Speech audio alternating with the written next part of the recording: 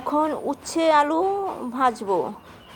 একসঙ্গে কাঁচা লঙ্কা দিয়েছি, পেঁয়াজ দিয়েছি, নিচে উচ্ছে আছে, উপরে আলুগুলো দিয়েছি, এর জন্য বেশি লাগছে। আমি আজকে অন্য স্টাইলে উচ্ছে ভাজা করছি। পাঁচফোড়ন দিলাম আর উচ্ছের সঙ্গে পেঁয়াজটা আছে। এবার উচ্ছে আলু দিয়ে দিচ্ছি, সব একসঙ্গে দিয়ে দিয়েছিলাম, হলুদ লবণ। আমার কাছে এভাবে ভাজলে ভালো লাগে বেশি। আপনারা একদিন করে খেয়ে দেখবেন, খুব ভালো লাগে খেতে। আর কাঠের উনুনে রান্না তো খুবই টেস্টি হয়, এর জন্য আমার কষ্ট হলেও আমি কদিন ধরে এখানেই রান্না করছি। হালকা একটু ঢেকে দিই, অল্প একটুই ঢাকবো, বেশি ঢাকলে আবার নরম হয়ে গেলে ভালো লাগে না। এখন আমি এভাবেই ভাজবো, আর ঢাকবো না। আমার উচ্ছে ভাজি হয়ে গেছে। আমি আবার তেলটা কমই খাই, ভাজা ভাজা হয়েছে, একদম কম তেলে।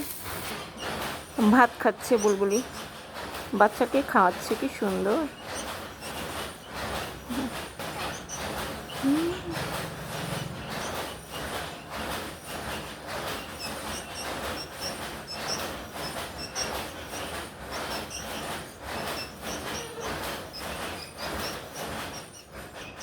ঘুঘু পাখি খুব ভয় পায়।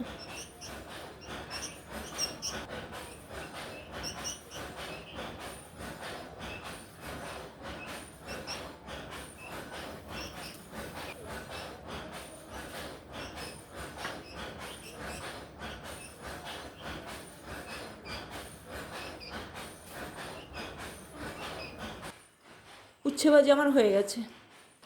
কাঠের উনানের উচ্ছে ভাজি খুবই টেস্টি হয় খেতে।